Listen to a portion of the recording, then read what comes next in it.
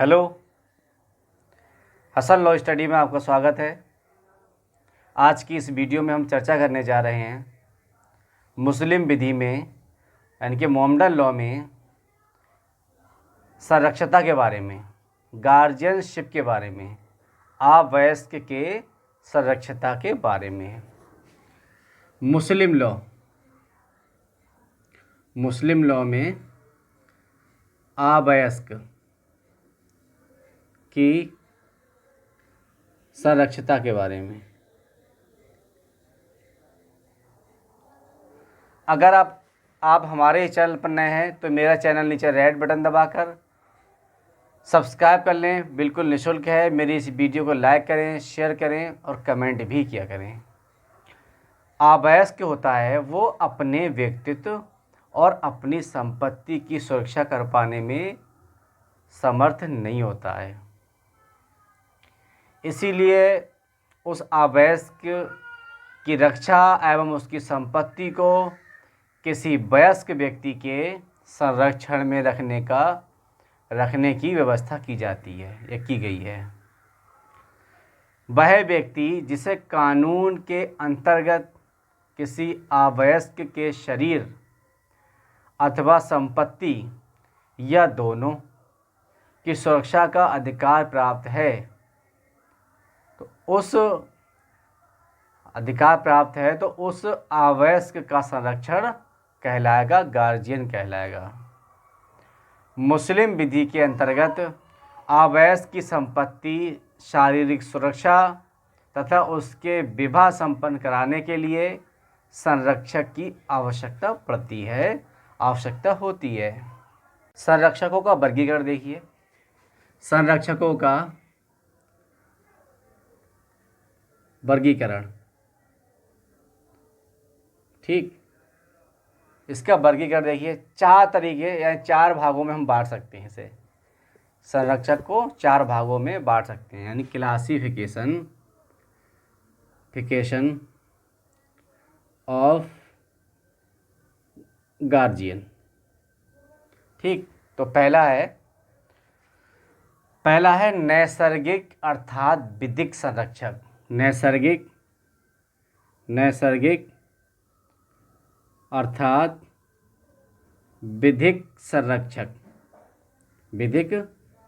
संरक्षक। दूसरा वसीयती संरक्षक,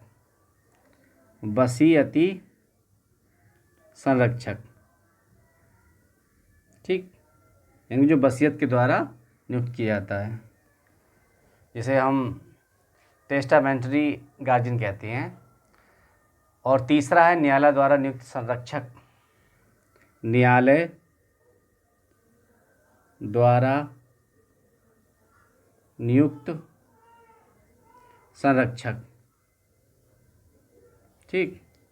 और चौथा है तथ्यता संरक्षक।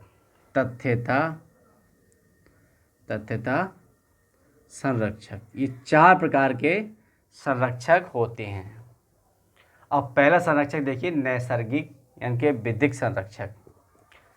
ऐसा व्यक्ति जिसे किसी अवयस्क की गतिविधियों पर निगरानी रखने का अधिकार हो, अवयस्क का नैसर्गिक अथवा विधिक संरक्षक माना जाता है। मुस्लिम विधि के सभी संप्रदायों के अंतर्गत अवयस्क के पिता को नैसर्गिक संरक्षक के रूप में उसे निगरानी रखने का अधिकार दिया गया है या अधिकार है। पिता के न होने पर पिता का निष्पादक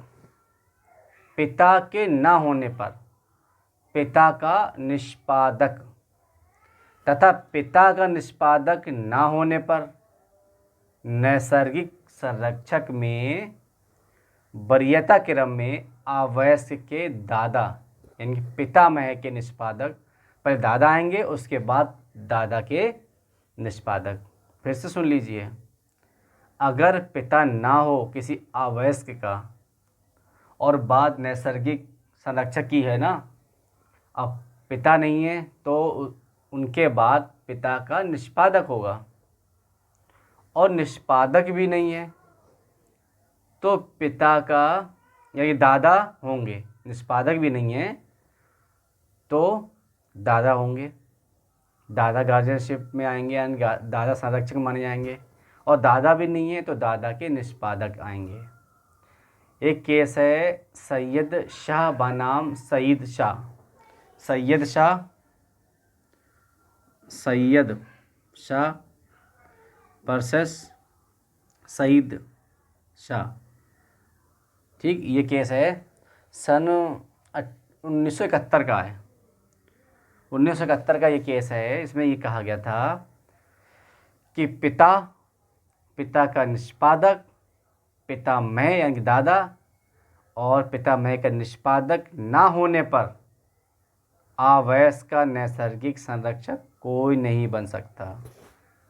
मुस्लिम विधि में 4 ही लोगों को कहा गया, अगर पिता नहीं है तो पिता का निष्पादक होगा, यानी पिता पहले फिर उसके बाद पिता का निष्पादक होगा, फिर दादा, और दादा के बाद दादा का निष्पादक।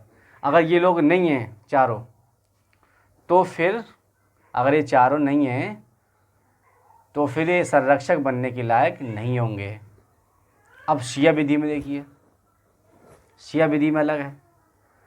शिया विधि के अंतर्गत पिता के पश्चात वरीयता क्रम में पितामह यानी दादा की नैसर्गिक संरक्षक माना गया है। इसमें यह कहा गया है जैसे अगर पिता नहीं है तो सिर्फ दादा ही संरक्षक माना जाएगा नैसर्गिक, और कोई नहीं माना जाएगा।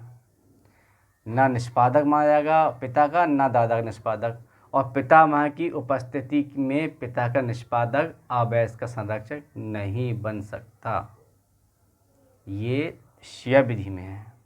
अब तीसरा देखिए, वसीयती संरक्षक। किसी वसीयत के अंतर्गत नियुक्त किया गया संरक्षक वसीयती संरक्षक कहलाता है। मतलब कोई भी पिता अपने अवयस्क के संपत्ति और उसके शरीर की रक्षा के लिए अपने वसीयत के द्वारा किसी को संरक्षक बना गया है तो वसीयती संरक्षक कहलाता है।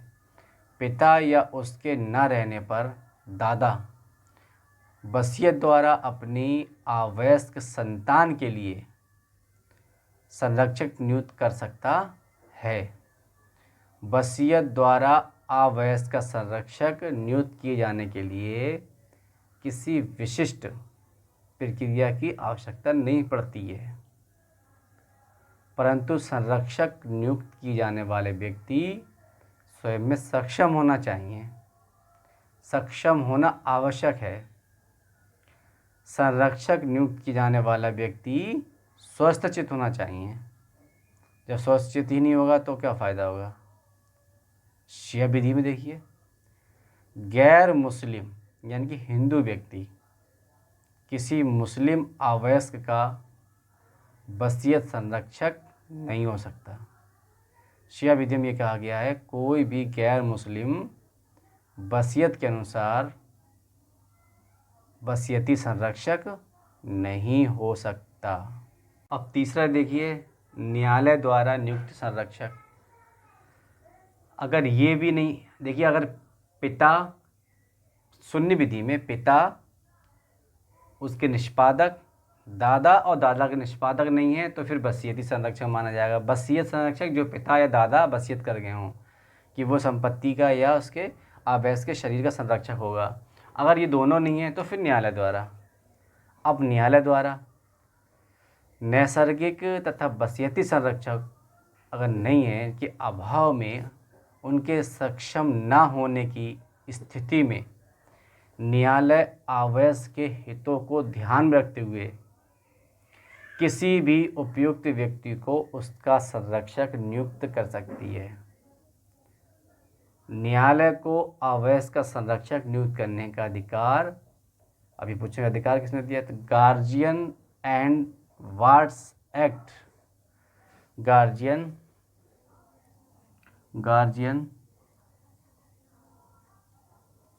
And ward act, wards wards act 1890 के अंतर्गत प्राप्त है। इसीलिए न्यायालय द्वारा नियुक्त किए गए संरक्षकों को परिनियमित संरक्षक भी कहा जाता है। परिनियमित, इसे परिनियमित संरक्षक भी कहते हैं।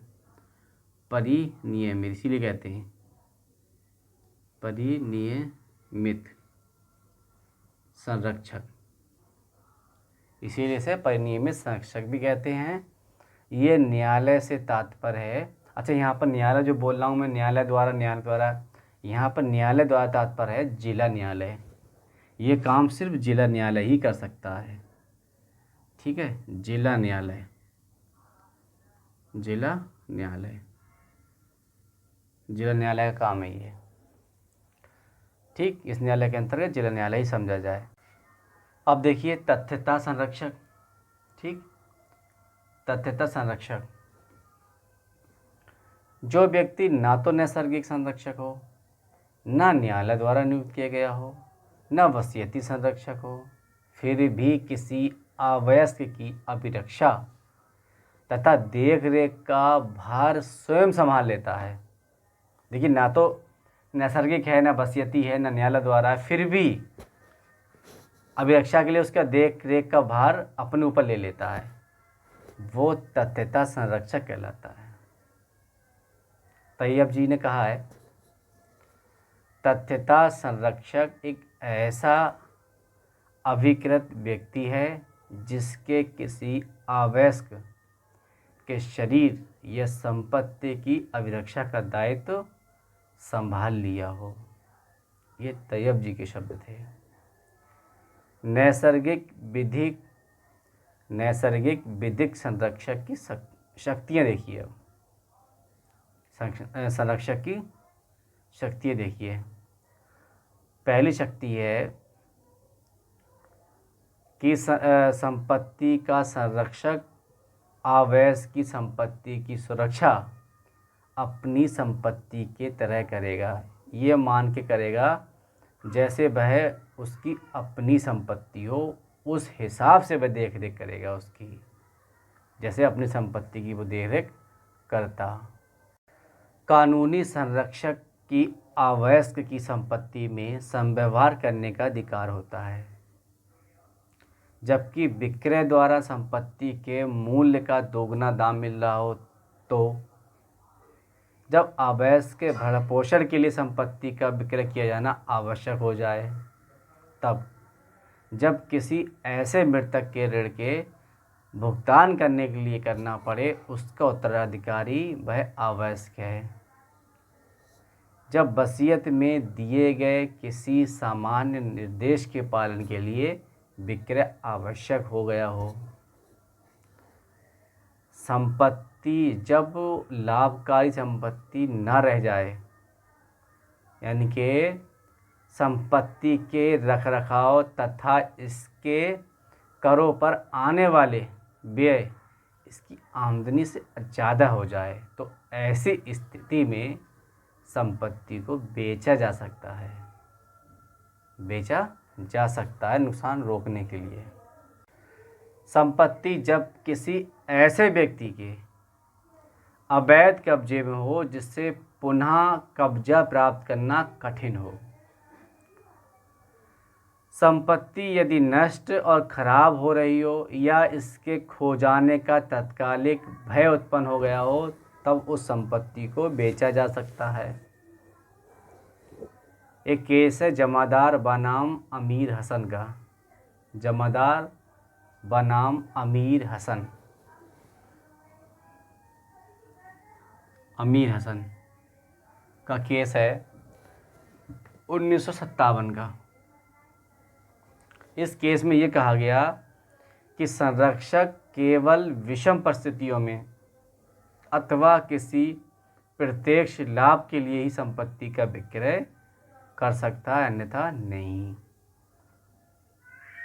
बंधक के बारे में देखिए। अवयस्क की संपत्ति का बंधक केवल मतलब अवयस्क के, अपने नहीं, बंधक केवल उसके हितार्थ ही किया जा सकता है, कि जो आवश्यक है उसके हित के लिए किया जा सकता है। संरक्षक आवश्यक अर्थात प्रतिपालक की संपत्ति के बंधक या रहन केवल बंधक या रहन केवल तब रखा जा सकता है जब ऐसा करना आवश्यक के हित में हो।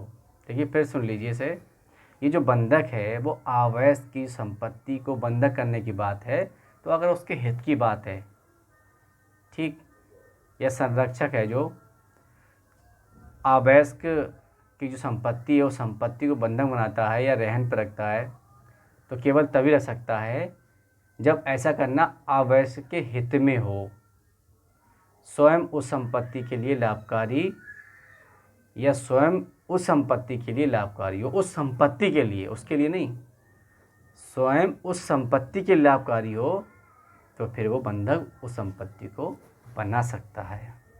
अब बात आती है चल संपत्ति। चल संपत्ति के संबंध में कानूनी संरक्षण की शक्ति। आवश्यक की अनिवार्य आवश्यकताओं जैसे भोजन है, वस्त्र है और पालन के लिए आवश्यक की संपत्ति के संरक्षक को उसके सामान और चल संपत्ति को विक्रय करने या बंधक रखने की शक्ति प्राप्त है। क्यों? क्योंकि उसे मूलभूत आवश्यकताएं जो भोजन है, कपड़ा है और पालन के लिए। ऋण की अभिस्वीकृति। विधिक संरक्षक आवश्यक की ओर से उसके लाभार्थ के लिए ऋण भी ले सकता है, ठीक, ऋण भी ले सकता है। अब है संविदा का अधिकार। संविदा का अधिकार में यह है कि जो विधिक संरक्षक होता है वह आवश्यक की ओर से संविदा करने का अधिकार रखता है, लेकिन बशर्त है वो संविदा आवश्यक के हित के लिए हो। तो मैंने कौन सी बातें बताई अभी भी? बंधक के लिए बंधक रख सकता है अगर हित के लिए है, ठीक है। दूसरी बात मैंने बताई थी चल संपत्ति के बारे में, चल संपत्ति को बेच सकता है अगर वो संपत्ति जो चल संपत्ति है उससे भोजन, वस्त्र और लालन पालन जो आवश्यक का है उससे करने के लिए।